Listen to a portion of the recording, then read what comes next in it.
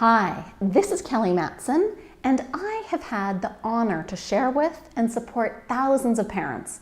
And I am excited to share with you now the 5 biggest parenting myths, all too common ones, that plague many good parents. Likely, some of these may even be plaguing you right now. After close to 2 decades of being in the parenting trenches, I have discovered that there is a collection of parenting myths out there that the majority of loving parents take as truth, as gospel. Yet by doing so, they are led right into the parenting deep end, struggling far more than they need to be. The good news is, right now, I am going to reveal these parenting myths and, more importantly, give you a few common sense parenting tips that solve the obstacles these myths can create in even the most loving of homes. My hope is that you will take what inspires you in terms of the joyfully parenting tips I offer so you can bring out more of the best within your family and yourself so you all can experience less stress and more joy. So let's dive right in. Parenting myth number 1 is child discipline teaches children to behave better. Oh, how I wish, and likely you do too. Now, many parents, maybe even you, sincerely believe children need discipline, need boundaries, and I couldn't agree more. But how you go about establishing these parenting boundaries makes all the difference in the world. Generally, most good parents struggle in this area as there are so many mixed messages when it comes to disciplining well. And disciplining effectively is an art many of us never learned, as it certainly wasn't taught to us in school. And our kids just don't come with custom-made instruction how-to manuals either.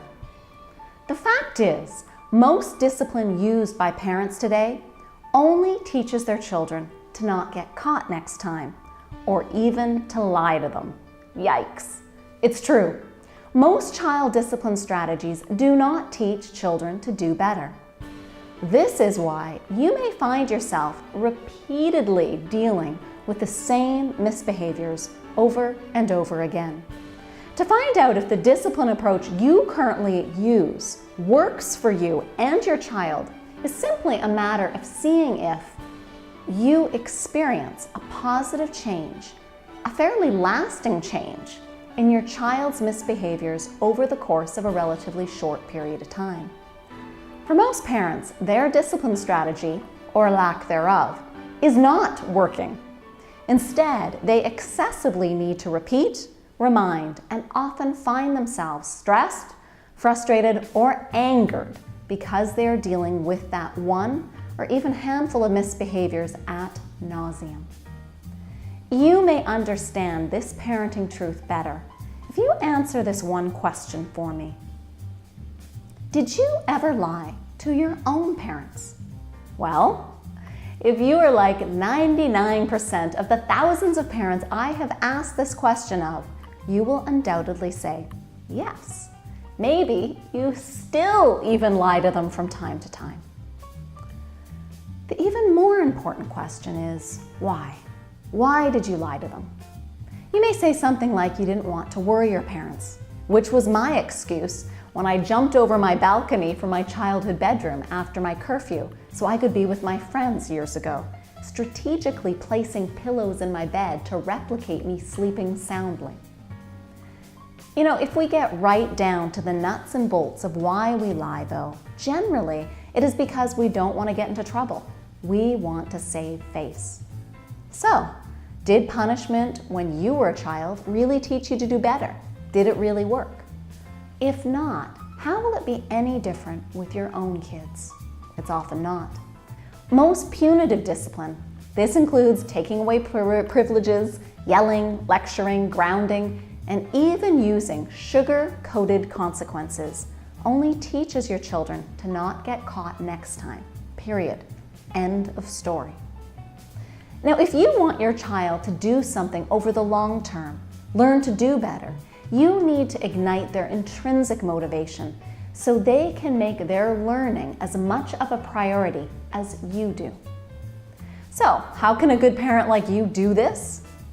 As simple as it is, there are intricacies to this type of positive discipline, but it always comes down to finding ways to bring out more of the best within your children by motivating them to see the merits in changing their behavior. Essentially, helping them to find their buy-in without buying them off.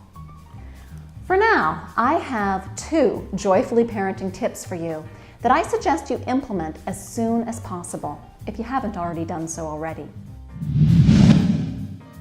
Step number 1, focus on ways to prevent your child's misbehaviors. This means setting clear and consistent rules ahead of time, sharing your expectations, and giving your children a quick heads up of what is coming. Far too often, we as parents forget that children's playtime can be very serious business to them. And in our forgetting, we can often be disrespectful by announcing our departure and unrealistically expecting them to come within seconds of our request. Giving them a respectful heads up that says something like, "Hey, we're going to be leaving in 5 minutes.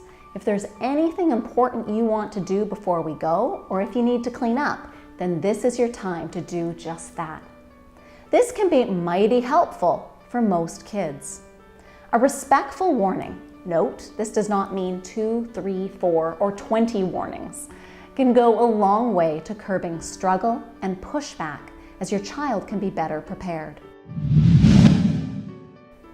Step number 2, when it comes to establishing house rules, your follow-through is essential, critical really. Unfortunately, consistency is like an Achilles heel of parenting today, and most parents struggle with this quite a lot. There is absolutely no point in establishing any rules at all if you aren't prepared to enforce them in a loving and respectful way. Falling back on your word and being inconsistent in your follow-through only teaches your child that your words are empty and need not be listened to. One of my late psychology professors, Oscar Christensen of Arizona State University, shared a story with me that perfectly illustrates what happens when you don't follow through with your child and give countless empty warnings.